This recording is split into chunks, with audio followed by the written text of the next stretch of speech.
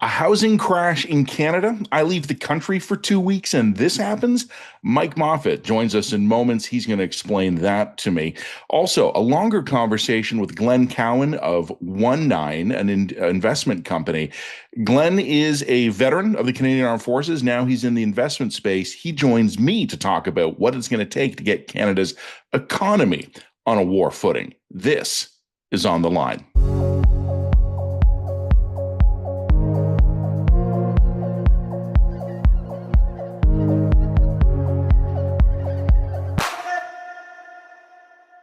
This episode of On the Line is brought to you by Airbnb. Last week, we told you about the amount of Airbnbs that could be homes accounts for only 0.6 of Canada's housing stock. Everyone knows you can't solve a crisis with less than 1% of a solution. But did you know that Airbnbs actually play a critical role in helping Canadians navigate affordability? 77% of Airbnb hosts say that renting their homes helps them cover the rising cost of living. Learn more at airbnb.ca/closer look. Well, Mike Moffatt is here. Mike, I was just joking in the intro I recorded separately from this that I leave the country for 2 weeks and I come back. And I'm thinking, okay, I have to get caught up on the news now because I haven't been reading the news while I've been gone. And I open like my local hometown paper and you were declaring that the market is crashing. Now, I understand that, you didn't necessarily pick the headline here, but there has been something weird going on with not necessarily the Canadian market, but certainly the market in the Greater Toronto area. And as you've mentioned, Vancouver as well. I want to ask you just a big picture snapshot here. What the hell is happening right now this summer with the Canadian housing market? Yeah, it's pretty wild that sales of new homes are down. Condo sales are down about 90% in the GTA. Single family homes are down about 70%. Vancouver's not as bad, but it's not a great situation either. Lots of layoffs going on. A big thing that's happening is there's just no buyers right now. If you think about who buys new homes, one market is investors, investors doing pre-construction condos and things like that. Well, with home prices going down, like nobody's going to invest in something that's going to be worth even less a year, 2 years, 3 years from now, plus, interest rates being where they are. So the investors have all gone from the buy side to the sell side. They're trying to unload the units that they have. And then you have families. And with the interest rates being where they are, mortgage rates being where they are, nobody can qualify for a mortgage. So if you don't have investors buying and you don't have just regular families buying, nothing's getting built and prices are coming down a lot. But what we're seeing is, prices can only go so far to the point at which it's just not profitable to build. So we have this big disconnect between prices and costs, and that's just frozen the market. One of the things you and I have spoken about this before, and I've written columns about this before, the Canadian housing market has become so bizarre. It flies in the face of what we would consider to be like fundamental laws of economics. And, when we would look at something like dropping price would increase demand, which would, you would think, lead to more starts. But Canadian housing is so weird that it's not actually true anymore. And I think I might have put the egg before the chicken there, because you've been actually writing for a couple of months about starts were slowing down. Like, we're throwing all this attention, all this money, all this political policy focus on housing, but starts are either not going up as much as we want them to, or they're even slowing down. And again, me just being an idiot who has read like one or two economics books, I'm thinking, okay, starts are slowing down, population is growing, so prices will rise. No, they've gone down. What the hell is happening? Like, why is Canadian housing now basically immune from basic economics? Yeah, so my economics colleague Stephen Gordon, who I know you've spoken to many times, he has a saying that's basically never reason from a price change, right? That always kind of start, that price is an outcome of what's going on in the market. So what's basically happened is it's prices going down because demand is falling. Right, that just nobody, and economic demand is falling. So it's not that we don't need houses; it's just that people aren't there to purchase them. So with that demand falling, that's setting prices down. And, if you did a little supply and demand curve, kind of go, okay, if we shift demand downward, that's going to decrease the quantity supplied out there. So that's really what's going on. It's a negative demand shift, again, due to a lack of buyers. And yeah, population is going up, but it's not going up at the rates of 2 or 3 or 4 years ago. So again, for the investors, they're going, well, look, if we're not adding hundreds of thousands of international students every year, then, do I really want to invest in this thing right now? Knowing that I might not be able to rent it out. And the final thing we should recognize is, like, what the heck is a housing start? Like, you and I and everybody else talks about a housing start, but we actually, I don't think it's well understood what it is. A housing start is not when you put a shovel into the ground, which I think most people would think it is. It's actually when you have built the foundation enough that it reaches level ground. So for a high rise, that can take, 2 to 3 years after you've gotten your building permit. So housing starts kind of reflect the state of the market about 2 years ago. So it's one of the reasons why we look at housing sales and pre-construction sales.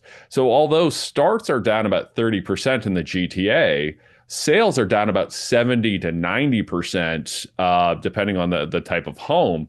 So what that suggests to us is, as bad as starts are now, 26 and 27, maybe even going into 28, it's going to get worse before it gets better. So this falls a little bit outside the economics realm of this, but it's related to the work you've done broadly on housing.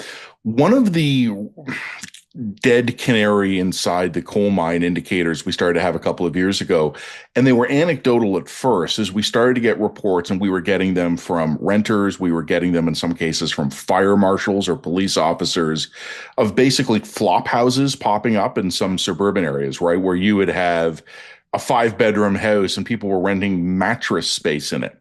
So if we're looking at declines in starts, and if we're looking at declines in sales, and we're still looking at a rising population, where are these people? Well, a lot of them have started to return home.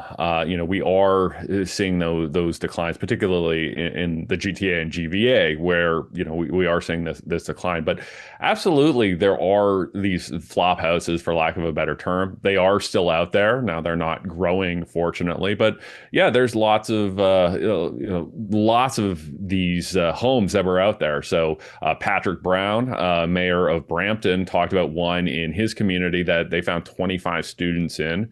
There was a case in my hometown of London, Ontario, near Fanshawe College that almost turned tragic. There was a house fire about 2 a.m. and there were a couple of dudes just walking down the street in this kind of suburban neighborhood, saw the fire, started to wake everybody out and pull everyone out of the house, and they found that there were 15 people asleep.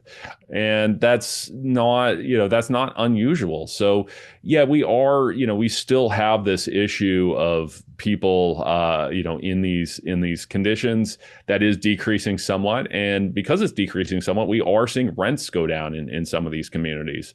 Now that's only 3, 5, 7% after they went up like 90% over the last 6 years.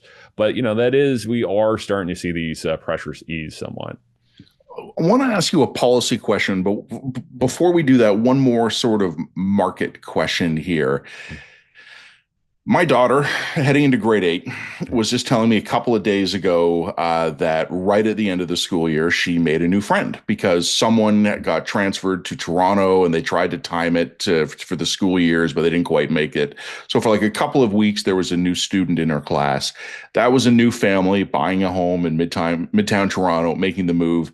That's the conventional story you and I would think about why people move. Families try to move in the summer, things like that, seasonality in the markets. Right now, what is the market telling you about what families are doing, correct? Because we're talking a little bit about new Canadians or students.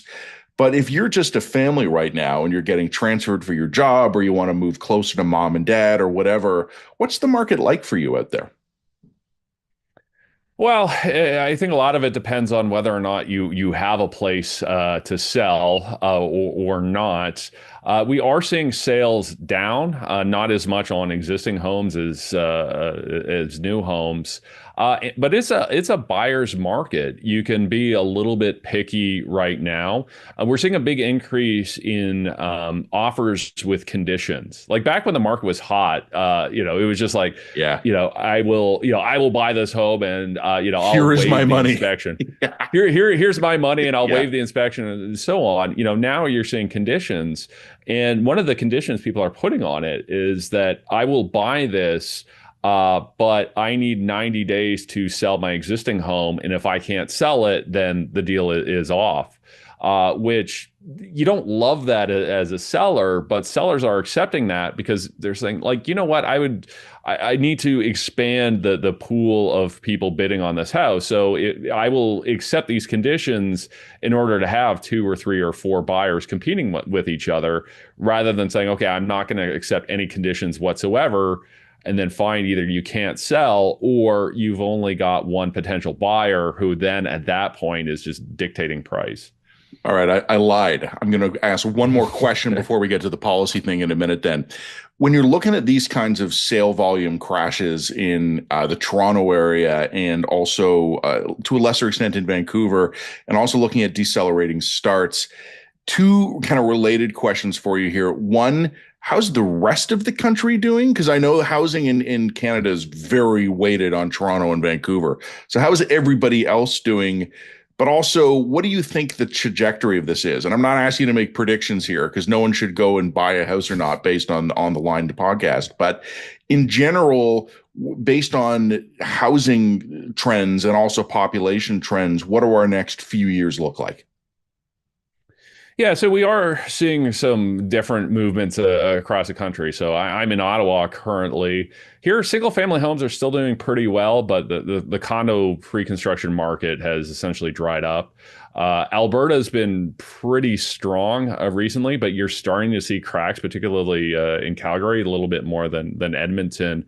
A lot of these kind of secondary markets like Atlantic Canada are still doing reasonably well, in part because you can't qualify for a mortgage in Toronto. So if you have any kind of mobility, you're like, okay, well, maybe I'll move to a Halifax or I'll move to a Regina or so on. So most of the rest of the country, you are still seeing activity. You are still seeing housing starts. You're not really seeing prices fall all that much. But again, you are, places like Ottawa, you're starting to see some cracks as well. So I do think we have to take Toronto and Vancouver as bellwethers. And to the question, I am actually going to make a prediction here, and you guys can hold me account to this. History shows that if you go through a prolonged period, 2, 3, 4 years, where you don't build very much, once the market improves, that inventory is not there and prices just take off. And I think that's what we should be really concerned about right now, because we might think to ourselves, okay, well, price is falling. That's a good thing. We need affordability. But if we don't continue building in that period of falling prices, we are absolutely setting ourselves up for the next housing bubble.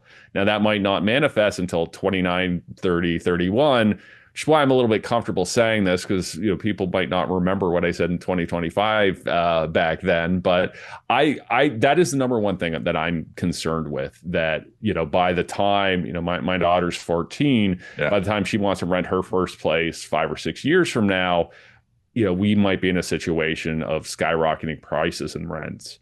My daughter's just a little bit younger than yours, but I mean, that timeline for us would work out for her first student place, where she'd be going away, and we have to try and figure that out. I'll ask you the policy question now, Mike, but I'll just mention to you as an anecdote, and I'm not blind to the irony of what I'm about to say here, because here we are talking about housing, and I'm talking about my second house.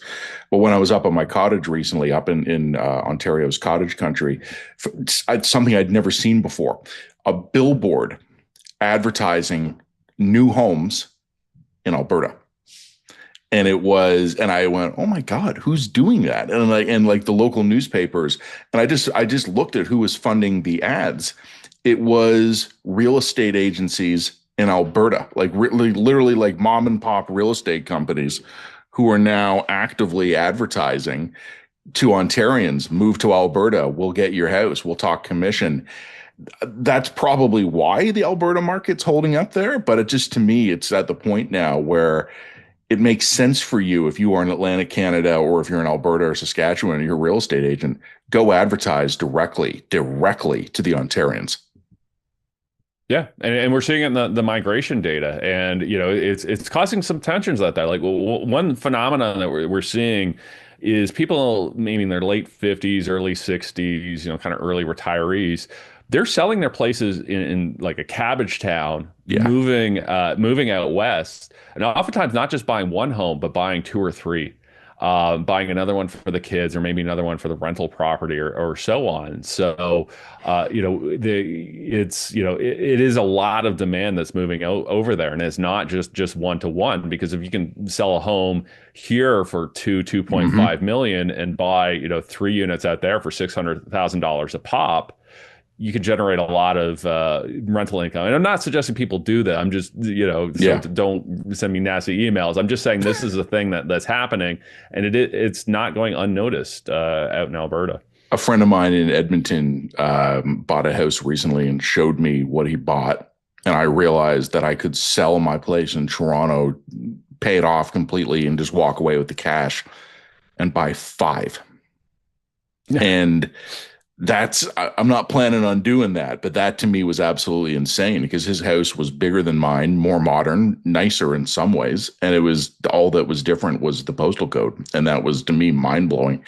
Let's talk. Well, imagine if our kids were 15 years older. I mean, I would consider doing that. Going, you know what? 100%. I'm going to buy myself a place, and I'm going to buy myself my daughter the place next door, and then I Yeah. can I can see my grandkids, and so that kind of thing is absolutely happening. I know.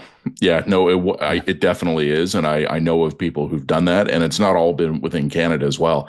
Others have gone to Florida, Texas. Now, I think there's maybe less of that now for political reasons. But I mean, just the effect of housing on making family decisions is massive. So let's talk just for a minute here on the policy front, because I think the last time you and I spoke professionally on the record was about policy plans for the parties on the election, and all the federal parties were kind of making big proposals here.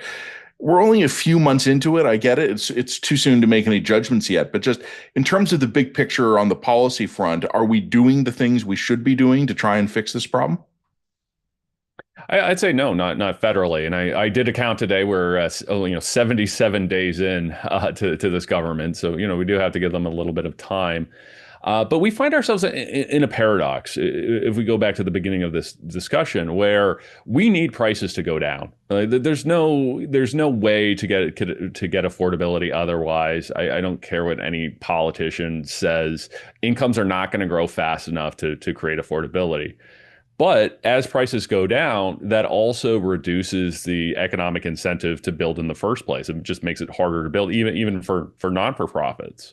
So the only way we can have prices low and continue to fall and continue building is you need costs to fall faster than prices. That's the only way to make the math work.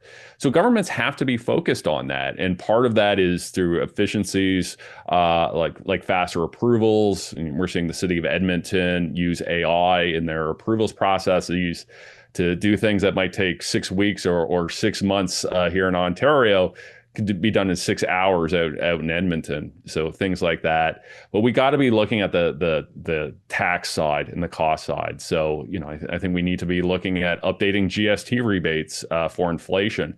Here in Ontario, between provincial sales tax and federal sales tax, that's up to 13% of the cost of a new home.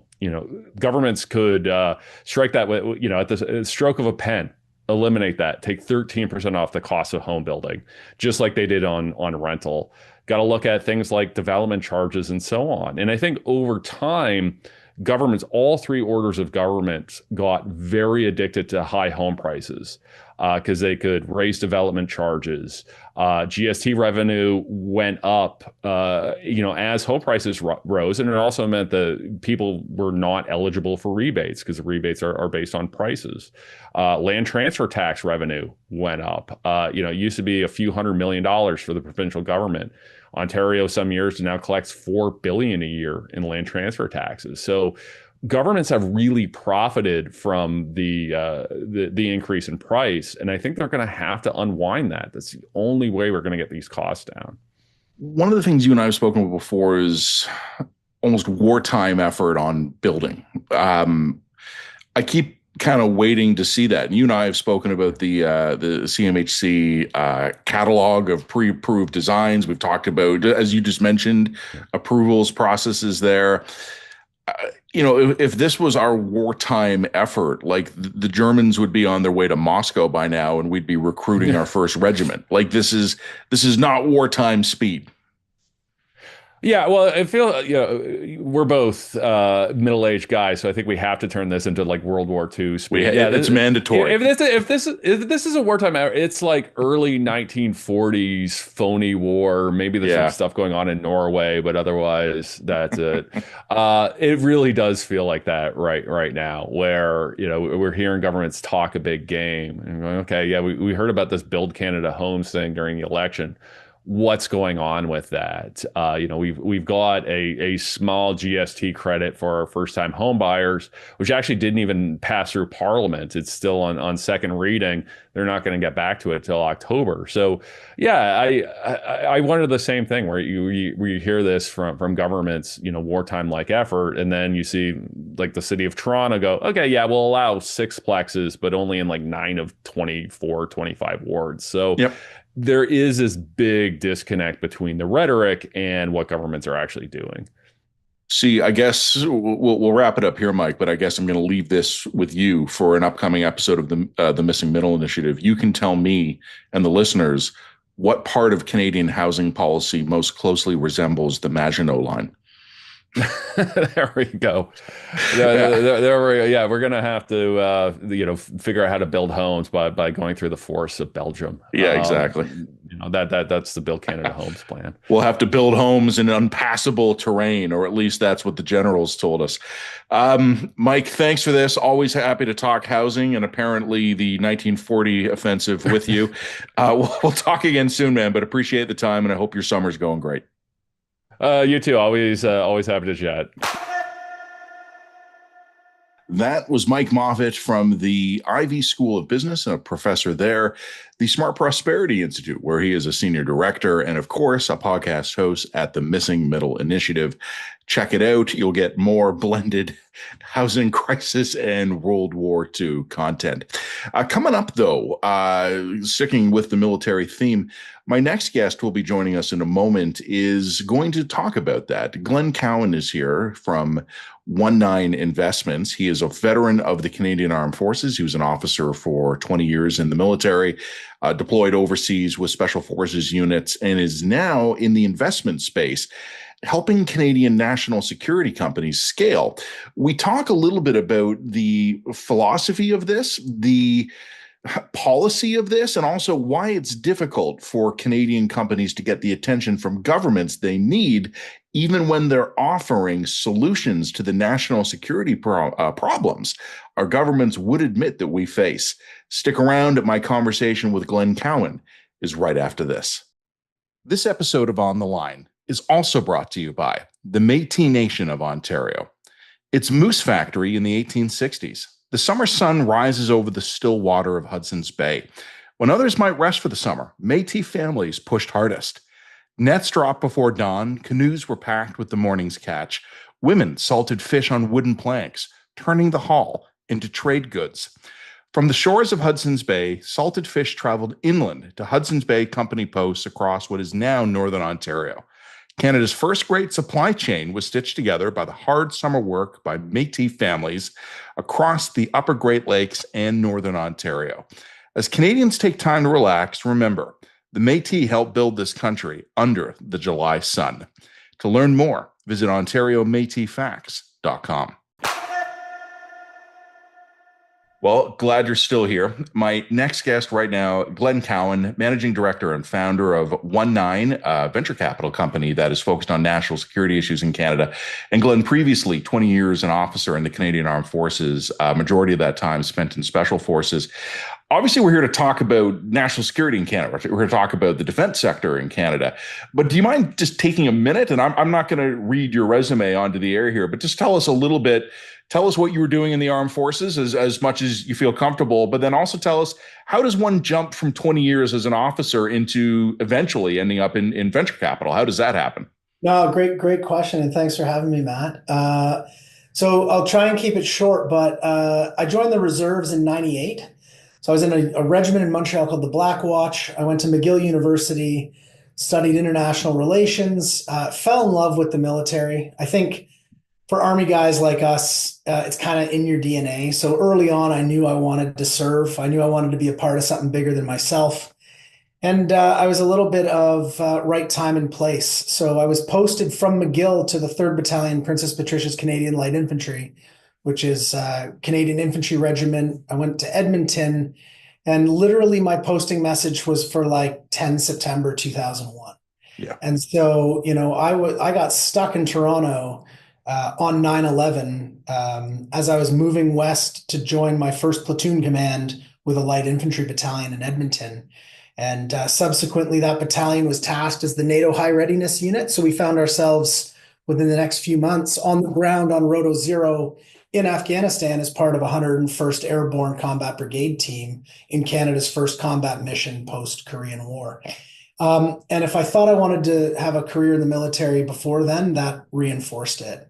I came home from that tour, did selection for a special forces unit, and then spent my time from sort of 2003, 2004 till 2016 with that organization, and really informed my sort of vision on how cutting edge disruptive technology supports the needs and mission success for sort of national security end users. Obviously, special operations, supports the tactical solution to strategically relevant issues in the military domain for the government. And we used a lot of cutting edge disruptive tech to do it. Now, the overlap to investing was a hobby of mine. My grandfather and my father were investors. I kind of joke that my grandpa was like the OG value investor, and would get me reading stock charts as a kid. So when we were in Afghanistan early on, our danger and hardship pay was tax free, and our tour money was tax free. So we'd come home from tour with a bit of, for a young guy, it was kind of a sizable chunk of change. And I made an early investment into self storage, which is interestingly still one of my largest investment holdings. My buddy then built the largest Canadian self-storage portfolio. And in 2013, I needed a way to sort of channel some of the debt coupon. And so I created a company. And when I was incorporating the company, my lawyer said, "What do you want to call this thing?" And I had no idea. So he's like, "Okay, it'll be a numbered company." And no shit, I said, "Can I pick the number?" And he said, "Yeah, you can call it whatever you want." And you can see my helmet there. We would have helmet flashes, and my call sign at the time was 19. And so I said, "Okay, I'll pick a number." And so I said 19, and 19 Investments became my first investment company. I was medically released from the CAF in 2016 and started working with some emerging disruptive tech companies in the US. And that's where I got this sort of first exposure into what it would be like to invest in early stage tech companies that service national security customers. And so I created 19 Ventures, which was Canada's first focused national security venture capital fund, and started deploying into venture capital around 2019. The cool thing on how does the overlap happen is the characteristics between planning and executing special forces missions is very similar, like eerily similar to the thought process behind deploying capital into an early stage venture deal. And I'm happy to explore that in greater detail as to what those characteristics are. But from at its core, it's making decisions with incomplete information in a high risk, high reward environment. And that's what venture is, and so, I was very comfortable with those types of risk profiles. And one thing led to another, and here we are, as I would think, sort of a leading entity in Canada, sort of, a leading venture firm with the domain expertise to influence national security end users. So this is going to be a question that I intending to be a simple question. We'll see if the answer ends up being simple. But what does the company do? Like when you are operating as a venture capital company in the Canadian national security space, Yeah. what are you doing? And what are the kind of companies you're looking at here? I know more about this than most people, but I imagine I know about 1% of what you do. So what are you actually doing in the national security space from a venture capital perspective? So at its core, I mean, the business of venture capital is to make equity investments in early stage technology companies. With what we do is I like to, the best part of our job is post investment, when we get to add value to the companies that we invest in by aligning and intersecting the capability development that the companies we invest in build, aligning with the problem set that a national security end user has. So really what we talk about, and it heavily informs our thesis because I think it's something that we do really well. And I think some other investors and folks that are rapidly trying to get in on the sector, given the amount of tailwinds that we're experiencing right now, focus on the widget and the thing that a company builds. We focus on the effects-based capability that a company delivers. Again, tying it to the similar characteristics on a special forces execution, sort of like a mission execution of a special forces organization. And so really we invest in companies, we marry the capability with the needs of an end user, and then we drive hard to create value for those companies to improve their capabilities, improve their product, solve national security end use requirements, and ultimately scale and deliver revenue for those companies. So I have a very different early career story than you. I was not heading to join my battalion on the day before 9/11. I, like you, went to a reserve unit, tried to join, and I was a few years behind where you were. A few years later, and I got caught up in what is now kind of colloquially called the recruitment problem the Canadian Armed Forces have, where after 3 years, I just told them, you know what, guys, you can just tear up my paperwork now because I'm doing something else. But I had this interest in the armed forces, and I ended up carrying that into my journalism career. I've written a lot about Canadian Armed Forces operations since I became a journalist almost 20 years ago. But I feel like I've written almost as much about military procurement in Canada and how hard it is to get equipment into the hands of guys who do for a living what you used to do for a living. You're on the VenCap side. I'm going to ask you, I know you can't speak for the companies you work with, but just if you were to kind of throw them all in a blender and come up with an average of what their experience is, what is it like being a defense or national security focused company operating in Canada? Yeah, it's damn near impossible. Yeah. And for Canadian companies, there's been an incredible headwind. And so, a lot of our investments have been into American companies. And part of our value proposition is, we've been deploying some of those capabilities into the Canadian ecosystem for a few reasons. One is there's a gap in the Canadian startup community on sort of Series A and B type companies that have a TRL-9 capability ready for adoption by Canadian national security end users. Canada has amazing talent and some really compelling capabilities at the pre-seed and seed level. And then we have, growth equity type companies, small to medium enterprise, almost skirting into like traditional OEMs and primes. So we've got the either side of the spectrum in a pretty good state. The needs of immediate operational employment for these capabilities kind of rests within that middle ground. And the Canadian market is lacking in that middle ground. So, venture capital and investors like us are going to bring those early stage folks, find the winners really early, bring them into filling that gap. And I think we'll be able to do that a lot faster than we have been doing traditionally, given the tailwinds in the sector. Um, Traditionally in Canada, from a startup perspective, a lot of people have talked that Canada has an innovation problem, and we absolutely do not. We have an adoption problem. Yeah.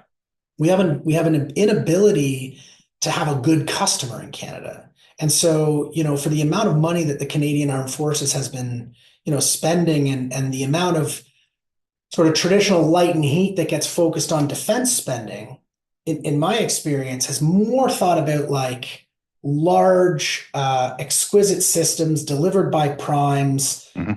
multi-year cost plus contracts, where there's almost been like an advantageous, um, requirement for the in-service support of those contracts to drag out over a long time.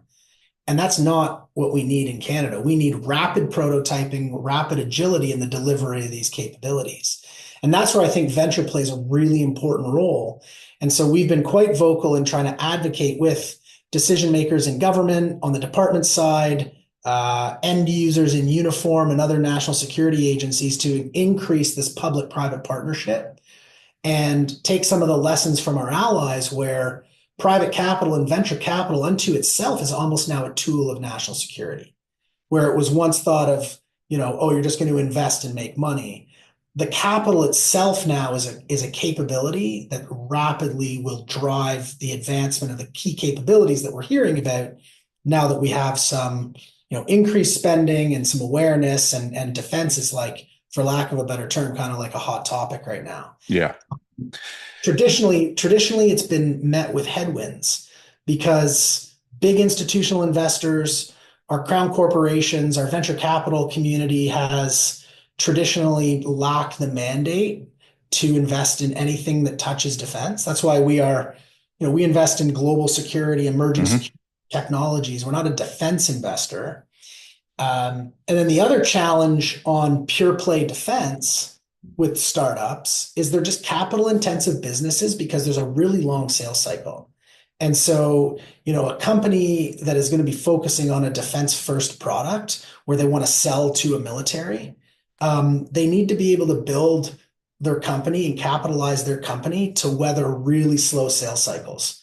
And so that's been another pretty significant headwind with going sort of defense first. You mentioned primes, the big, sometimes multinational, often American mega companies that build defense. Things like Boeing being an example, or someone on like that scale. But you also mentioned innovation. Now, I don't have the same resume you do, but my family does have exposure to entrepreneurial initiatives and investments. And something you said a few minutes ago, I want to return to it. You're absolutely right. Canada is actually bursting with innovation. But what happens to the innovators is that they then run into Canadian, I don't even want to just say bureaucracy, because I think the problem is bigger than bureaucracy. It's almost a societal problem where there is resistance to do new things. There's an incredibly slow process.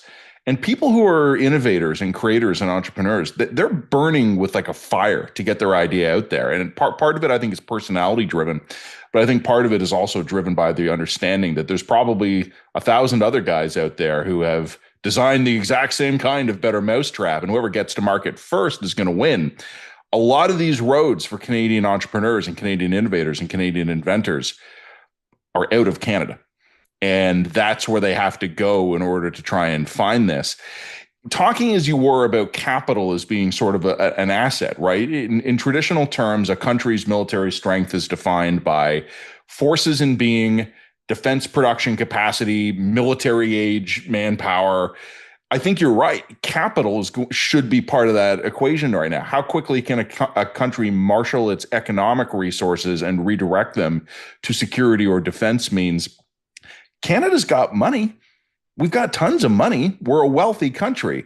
I've just never been convinced that we have the processes to do anything with it. And I'm curious of your thoughts on this. And I'm not looking to drag you into politics here, because this is not a partisan comment. This is a multi-partisan issue. Totally. How often have you had the experience of trying to tell someone in government, it would be good if we could defend ourselves? And the response has been, why? Yeah, I mean, there's certainly the development of sovereign capability is critical, whether that's sovereign energy supply, sovereign communications, sovereign AI, sovereign internet, sovereign space launch, sovereign defense capability. Like the world and the geostrategic world we're living in is fundamentally shifted, and it's a complete moving target. And so, we need to have agile systems, and Canada needs to, and I think it's very prevalent that we're moving in this direction, to be self-sufficient. And in defense, we have not been self-sufficient. We have been, oh, I mean, I'm not going to mince words. We've been relegated to the kids' table for the past 10 or 15 years. We have not been taken seriously. We're not involved in the core conversations. The world has passed us by in this sector. And that's not on the backs of the men and women that are, doing yeoman's work for, supporting the Canadian Armed Forces and the mandate they've been given. The positive side is that seems to be changing very quickly. Out of necessity, and I say all the time, it shouldn't have taken Donald Trump and tariff threats for Canada to start being accountable for our global responsibilities and our domestic responsibilities. Now, he's been a catalyst. I actually believe that in this domain, what he's doing is very good for Canada in the sense that it's a forced wake-up call, because collectively we've been asleep at the switch on some of these really core issues. And again, it does play to the electoral base of Canada and Canadians writ large. I think there's just a misunderstanding around what the Canadian Armed Forces and our national security apparatus does for Canada. And we have had the luxury of geography since the end of the Second World War.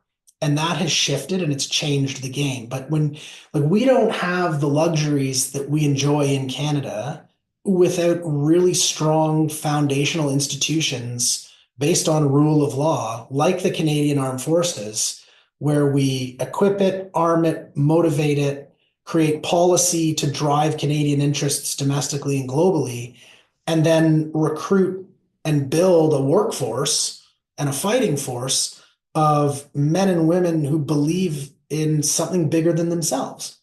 Like, we don't have the Charter of Rights and Freedoms in Canada if we don't have these fundamental institutions to uphold Canadian views that we view as an important part of Canadian identity.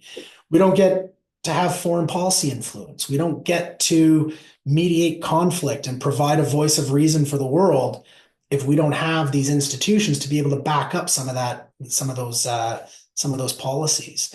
And so, defense is at its core an insurance policy.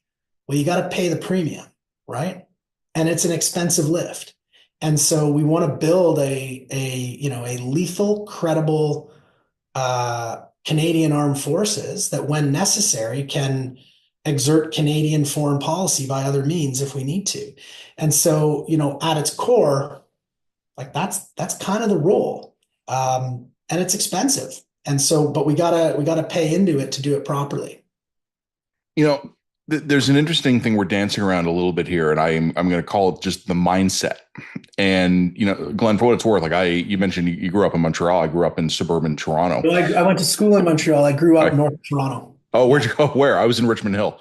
I was born in Markham. Okay, so we were side by side then. We were a town apart. Yeah. I was talking about this with friends of mine recently. Growing up where and when I did was utopia. We rode our bikes and through beautiful leafy suburbs, but there was something about me from a very young age where I still appreciated the fact that security was precious and rare, whereas I think most Canadians didn't grow up thinking about that. And either I was touched by God or I was knocked in the head too hard or something, whatever. Your mileage will vary. But very small percentage of the population, I think, has sort of almost an inherent awareness that security matters, that stability matters, that this is not the natural human condition, that this is something that we have built, that we have maintained, and if necessary, that we will have to defend.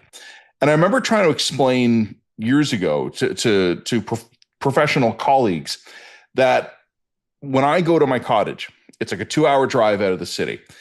Throughout human history, being able to go from a city and drive 100 or so kilometers or travel 100 or so kilometers completely free from fear of being accosted by pirates along the way is a complete historical anomaly.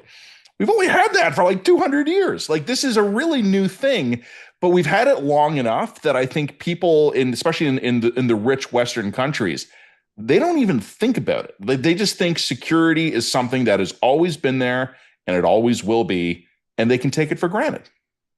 100%. And we live in the greatest country in the world.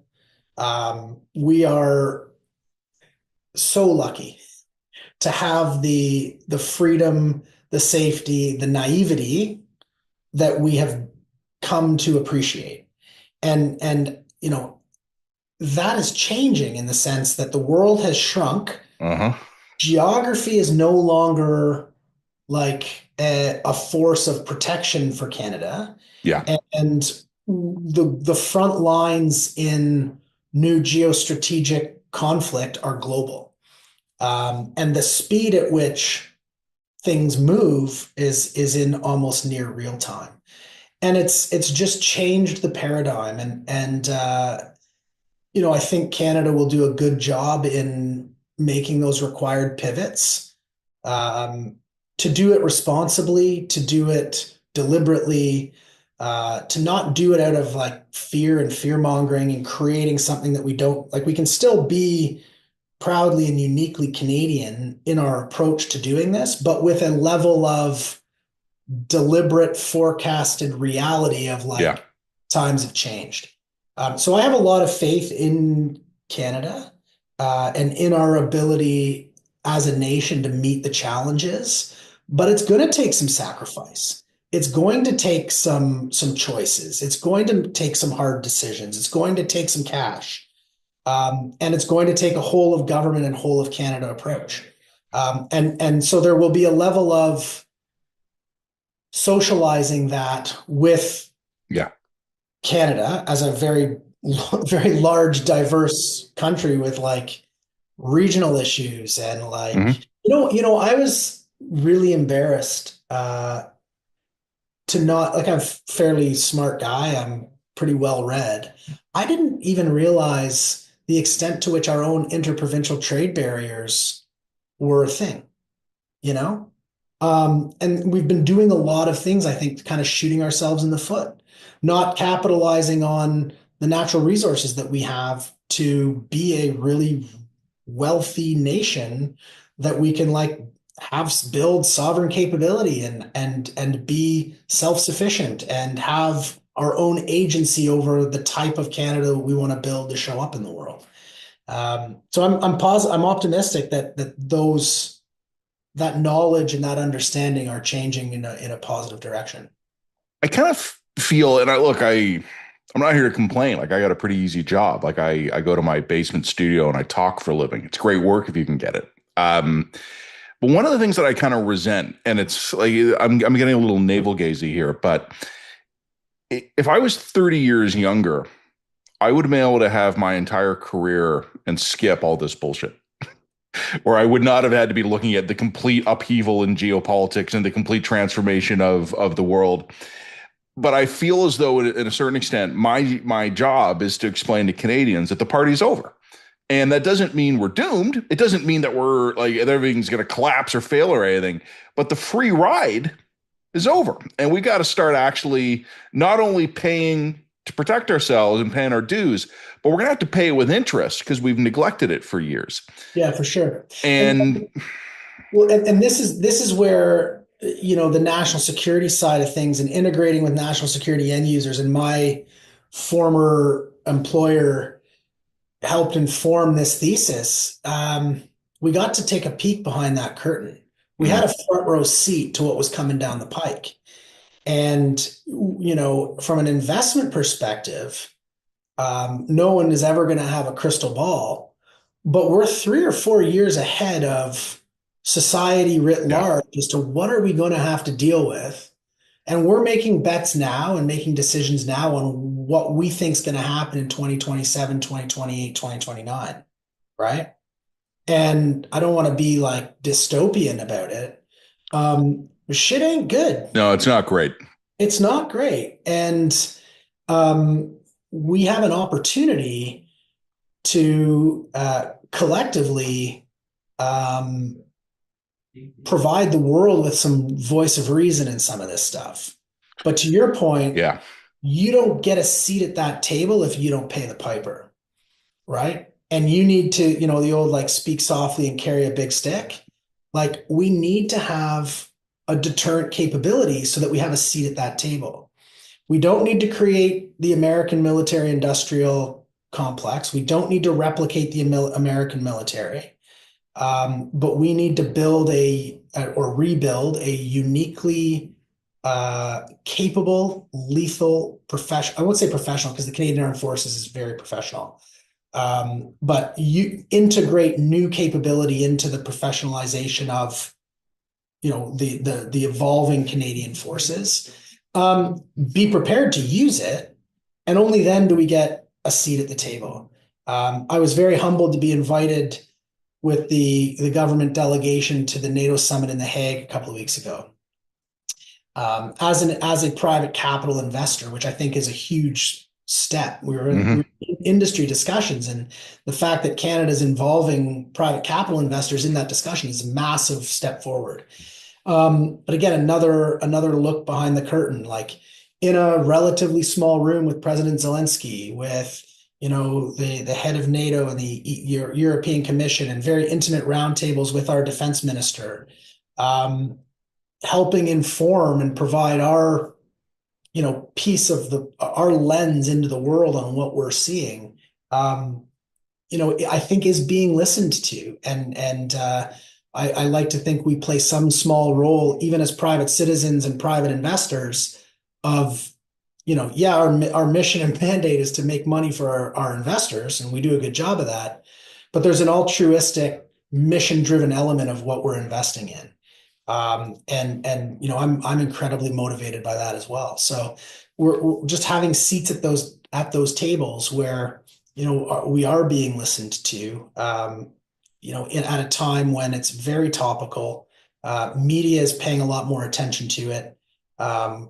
Canada has some leadership now that wants to move fast and be aggressive and get outside of like the traditional incumbent way of doing business to meet the demands of like satisfying the agile needs of actually building Canada, whether it's Bill C5 and projects and pipelines and Arctic development, or hard and fast military capabilities, or building houses. Like we're moving fast to sort of play catch up. Yeah. For sort of having been asleep at the switch for kind of the last decade and a half. So I got two big questions for you here, and we'll have a bit of a chat about them. The first one is, and I'm not going to ask you to reveal any trade secrets here because I know the companies you work with have proprietary concerns and things like that. So I'm just going to ask you, just in a big picture sense. You mentioned President Zelensky a minute ago. The Canadian Armed Forces, in my career of covering them as a journalist, have often operated on a procurement cycle timeline of 10 to 20 years. Where by the time we start thinking about a thing, by the time our first soldiers, aircrew or sailors receive it, somewhere between 10 to 20 years. I almost had a side gig going for a while documenting the agonizing process to replace our 9mm pistol sidearms. Sure. And then you look at Ukraine, where every 6 months they are rolling out systems that they probably only conceived of 6 months before. I'll correct you on that, Matt. It's 3 to 4 weeks. Yeah. And the drone stuff in particular? The pace of innovation is 3 to 4 week technology sprints out of necessity. And the economics of conflict have fundamentally shifted. And there's, you mentioned the primes and stuff earlier. It's like one of the challenges is like, how do you build a force where you still need these really expensive, exquisite systems? Billion-dollar warships and fighter planes and things like that. Yeah. That are like easily defeated by really inexpensive, heavily attritable, like fire and forget, really cost-effective systems. that are really effective. Yeah. And you need both. And how do you sustain? So like, we're seeing it, whether it's, what the media released on Op Spiderweb, where, the Ukrainian Yeah. mission to penetrate deep into Russia, and they used, I don't know the number, don't quote me on it, but like a couple of $100,000 worth of technology to like take out 7, 8, $9 billion worth of strategic bomber aircraft. Like that should be blowing people's minds. Do you know what I mean? Uh, Oh, yeah, uh, I cheered for their success, and then I also felt my blood turn cold. yeah, and we're seeing it with just like the changing of like maneuver warfare on the ground, and like, Hmm. again, is a totally rhetorical question, but like, are tanks relevant anymore? I don't know. I don't know the right answer to it. But if I were in uniform right now, these are probably very tough questions that, from a capability perspective, the CAF needs to answer, because you kind of need both. How do you build it? How do we change just our internal? I mean, you were in the reserves. Like, there's a I culture I shift. tried to be. They never got my paperwork Uh, back to me. there's a cultural shift that's going to have to happen. If we have to start like cutting capability or downsizing certain capability to like build and form new capability, there's 100+ years of like history and lineage and culture and tradition Yep. that's going to have to change. And some of those are really deep rooted and they're hard to change. So like, we have to have a really tough conversation. And again, like, this is where I think folks like us can help lend a voice to those conversations, because we're seeing the pace of change. I often will make the analogy that like the military, the defense and security industry is kind of having like its Uber moment, Mm. right? Hmm. Like early stage venture backed companies are displacing the incumbents. I said it at the roundtable at The Hague. Like, we were there with a bunch of primes, with senior leaders from the primes. And I said, if I were a prime right now, you guys need to be pivoting just like government and the world is pivoting, because you're about to have your lunch eaten by nerds with money. And the next war is going to be won by nerds with money. It's not like jack dudes with like wraparound sunglasses doing like crazy special forces missions. It's nerds with money coding, building software, building AI, building autonomous systems, building them in a cost-effective manner that you can do millions of them and it's attritable, right? And how do you defeat that? So it is a completely new paradigm. And Ukraine is leading on that. And Zelensky was like, in his discussion to the group we were a part of, very very focused on the speed of that innovation, but he was also very cautious to warn the audience to say, "Hey, Ukraine doesn't have the monopoly on this. Our Mm. adversary is innovating and adopting at the same pace." Yeah. And so, countries like Canada need to be in the mix there to benefit from that type of adoption. We can't afford to wait for it to come to us. We have to be proactive and have a role, whether it's the Latvian training mission, Hmm. whether it's, integrating more with our allies, creating new allies, um, just being more active, being more global, and having more voice in some of the development that's happening. And, You know, and then speed it to market. Like, yeah.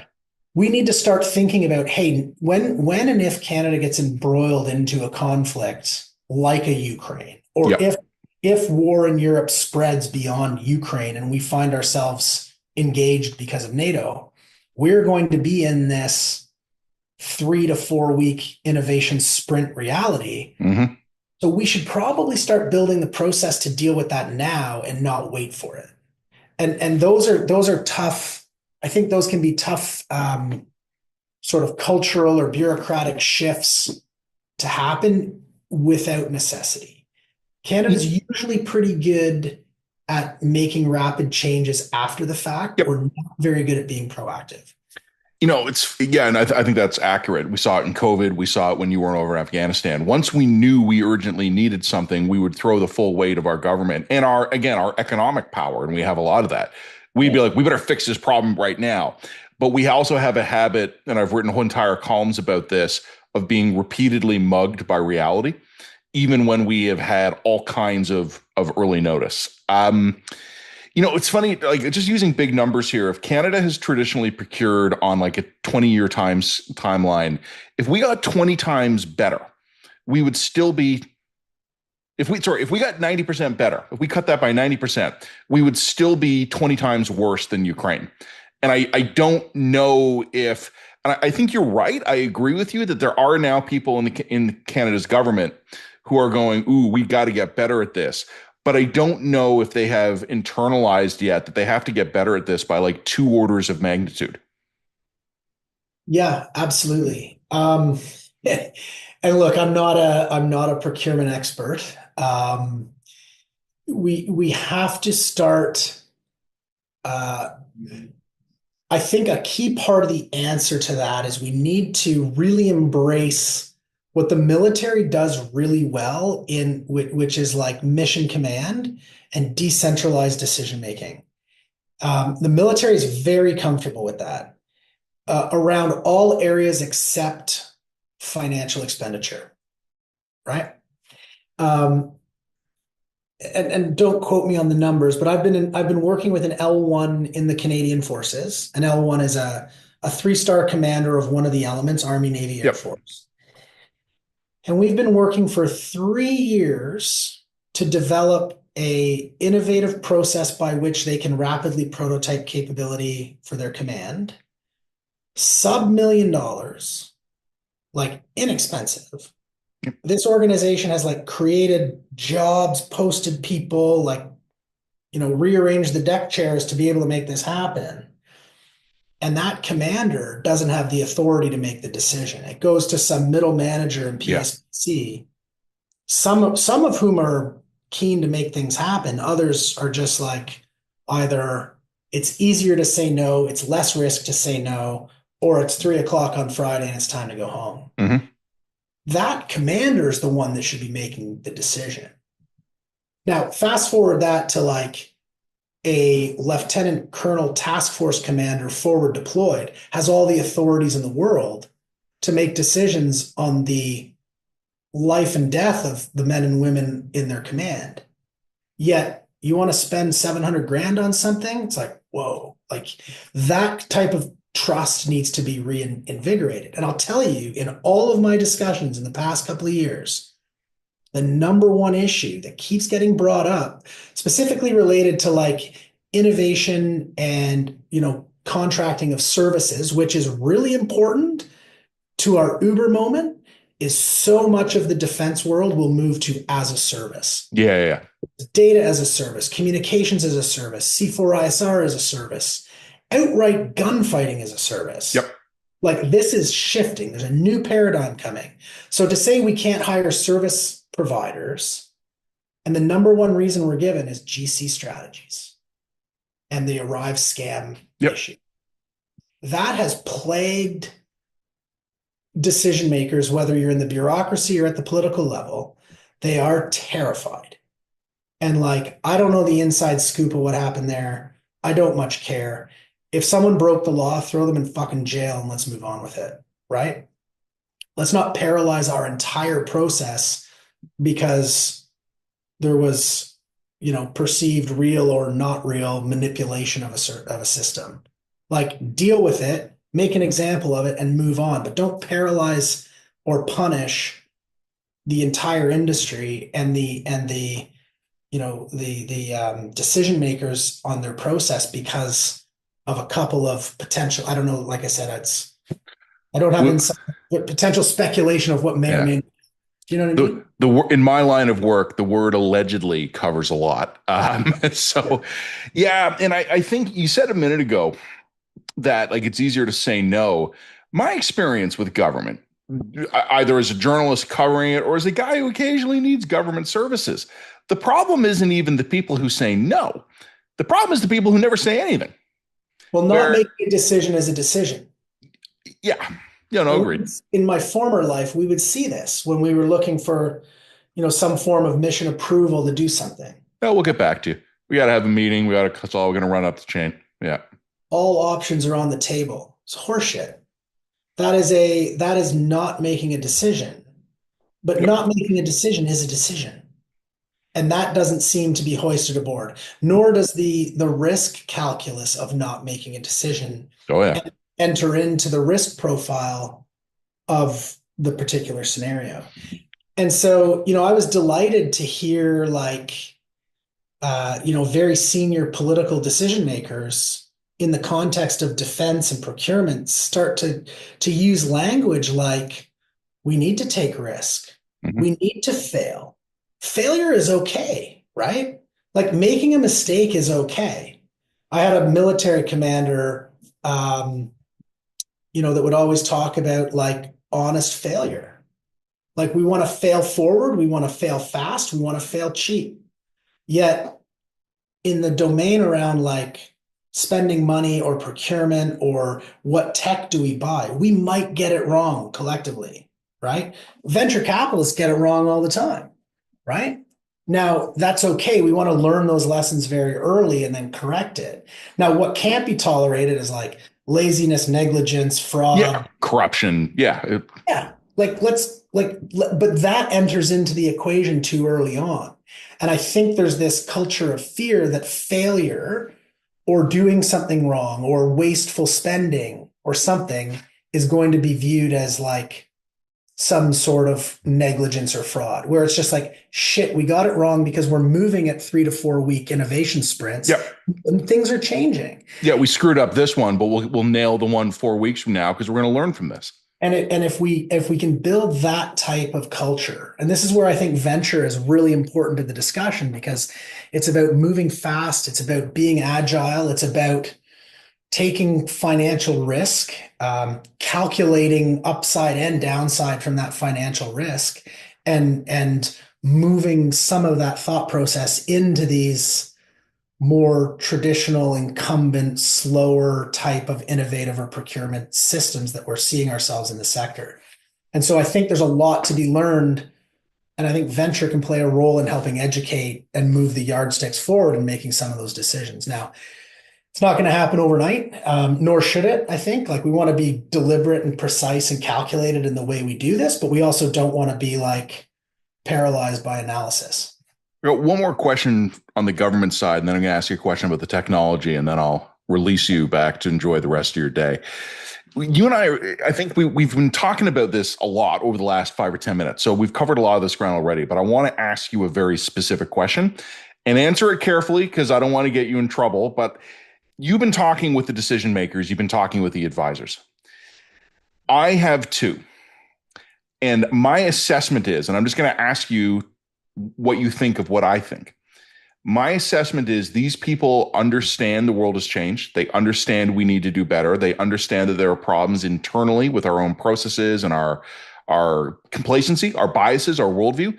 They understand all of these things.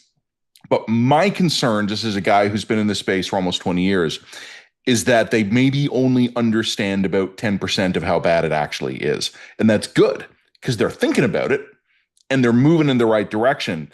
But I don't know yet if they've realized just how hard it's going to be to turn this ship around. Yeah, it's a tough question to answer because it's not my area of expertise, or my ability to influence is pretty small. I like to think we play a small role in helping advocate and educate.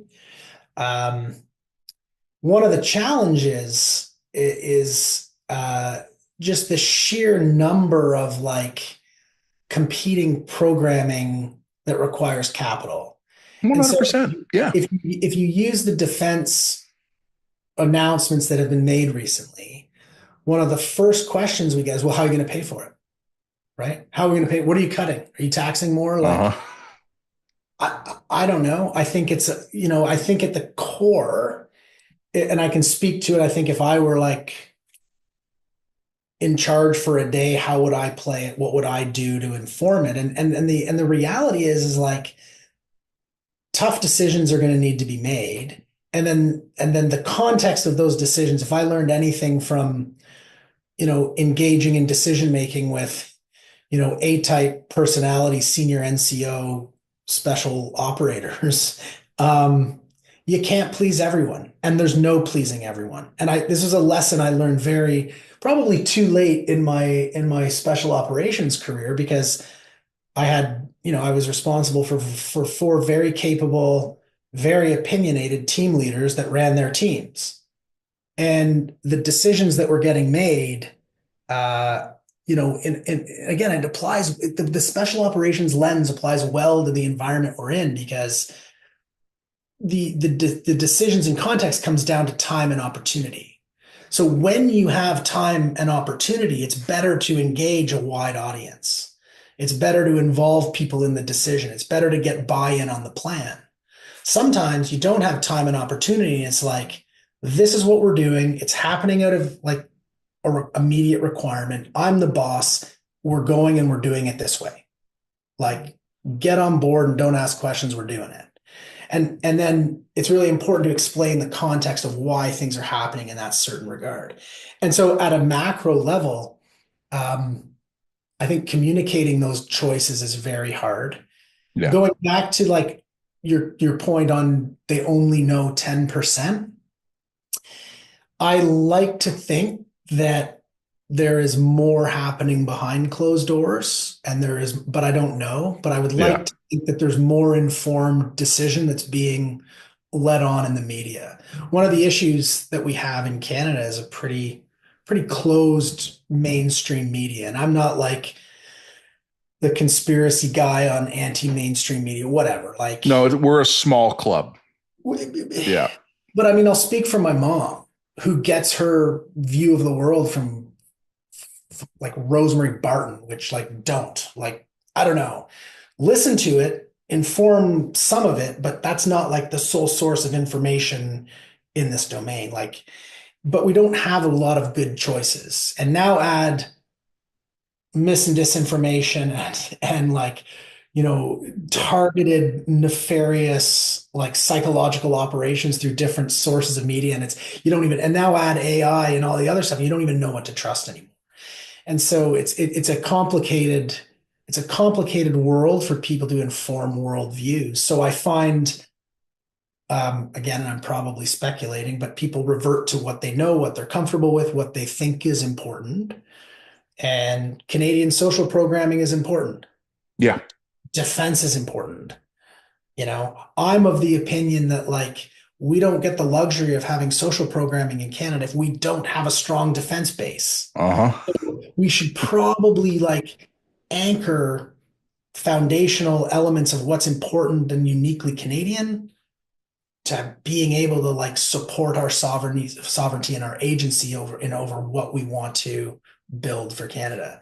And it's expensive. And that's the education, is it's really expensive business. But life's expensive, and I don't know what to say. We're in a world now where it's hard to have your cake and eat it too. But with what I know to be unequivocally true is, if we don't have this foundational, institutions like the military, with armed with policy and willingness to build a deterrent capability, all the other stuff is irrelevant because we're going to have our lunch eaten. So. I'm not worried about having my cake and eating it too. I'm worried about some other son of a bitch taking my cake. That's probable. I was alarmed to see recently that there's a large percentage of Canadians that believe the United States is our biggest threat. I think outside of economics and tariff threat and the current administration and the way they're communicating some of their messaging and what their policy is, whatever. But the idea that we are not going to maintain and continually build a deep, long-term relationship with the United States is almost very short-sighted. Oh, it's science fiction. I don't know what the relationship's going to be, and I think it's going to be more complicated than it traditionally has been. But no, I hear you. I saw that survey too. One more quick question for you here. Don't blow any trade secrets, obviously, but you and I have talked a lot about how Ukraine's iterating stuff on 3 to 4 week timelines here. You've talked about how some of the companies that you're helping scale up are trying to provide solutions in the national security space here. What are some of the fields that the companies you're working with are working in here? What is some of the stuff they're working on? And don't trade secrets here, but Yeah, we're not so talking about Ukraine. We're largely talking about drones. What are some just the other in general terms capabilities that you guys are helping to actually try to scale up in the Canadian context here? no, it's a great question. And I'll answer it specifically with some buzzwords that you'd read from an industry perspective, but I think it's important to lay that overlap with like something that we are kind of referring to as this new national security paradigm, right? And when we first started speaking, I said let's not tie 1.9 as a defense investor because it's defense is a key role in it, but it's more national security. And this new Yeah. national security speaks to energy security, agriculture security, water security, supply chain resiliency, intellectual property security, economic statecraft, um, climate change and what's happening with like transportation and shipping and wild weather patterns, and then layer on just like traditional conflict. The technologies that we're seeing um, are kind of more importantly dual use, right? Now, I have very specific views on dual use, and I think it's another buzzword that's getting thrown around a lot to in some regards make people comfortable with the defense application of some of the technologies. Yeah. But drones are a great example, right? Because if the drone is a robot powered by AI at the edge, it doesn't care what it's looking at. It could be Yeah. counting herds of caribou or looking for adversarial combatants. It doesn't care, right? And so there's a requirement and a necessity to kind of build these technologies that service the sort of far-reaching different industries. But to answer your question specifically, um, in our investment thesis, I firmly believe that the importance of RF spectrum, communications, Radio. Yeah. denial of certain aspects are going to be critical. I think space is critically important as a domain in conflict and geostrategic new environment. So you're seeing the rise of some of these like space commands and the requirements of Hmm. interesting data. You're seeing the democratization of some of these capabilities Yeah. that were traditionally held by government entities. Obviously, like AI is like fundamentally changing the way that we live, work, engage in conflict. Um, the future warfare programming and conflict is going to be driven heavily by software. And so it creates this new paradigm, as I mentioned, between this balance of like traditional exquisite big systems of hardware and like the integration of software. Um, I think cyber is huge. As we're sort of engaged in this now, like Cold War 2.0, like the cyber domain is very active. Like we're very much in conflict with adversarial nation states, transnational crime, right just down to shitheads who are trying to cause problems with like cyber stuff. So cyber is very real. Yeah, but I think we're going to start to see increasingly advanced capabilities on like the materials side. Mhm. Um, Fascinated by the concept of like small micronuclear, the integration of like energy sources into these national security domains. I know very little about it, but we're working with some cool companies that are doing new, rapidly innovative energy solutions that are pretty compelling to solve and support climate and green tech and powering the Arctic and off-grid power while still moving forward on some innovative stuff. So I think the future is very bright. I think we're lost or focused on sort of some of the more dystopian conflict focused stuff. Mhm. I mean, what a time to be alive. Well, beats the alternative. What a create like the amount of technology that is like positively influencing our lives is crazy. And the defense side of the house, and traditionally defense has been this like 30-year horizon on innovation. Like I joke when I was educating early on like dual use and defense tech, but like you hold up your phone and you're like, we can't even order a pizza nowadays without, the technology that has emerged from the defense sector. And that is like the list is limitless on how those innovations have shaped our world. And that's not going to slow down. I don't know how old your kids are, but mine are 10 and 12. And one of them asked me a couple of weeks ago, when you were a kid, how did you order a pizza? Yeah. I was like, well, we called. Yeah. And I would we call told you them, back to confirm your order. yeah. And then we told them, like, this is what I want, and here's where I want it to go. And they were like, okay, but did they have like GPSs in their car? I'm like, no, they had maps and they had drivers who knew like my kids were looking at, like, I might as well have been saying to them, well, first we prepared the sacred scroll, and then we dispersed it via the unicorn couriers. So the pace of change has been unbelievable. Yeah. Glenn, this has been a fascinating conversation. Thank you for it. I'd like to stay in touch and stay in touch with me and let me know as things develop. Like you, I'm an optimist that I hope the Canadian government is getting serious about this. I do think they're going to run into more headwinds than they're expecting, even bureaucratic resistance, but I hope they overcome it.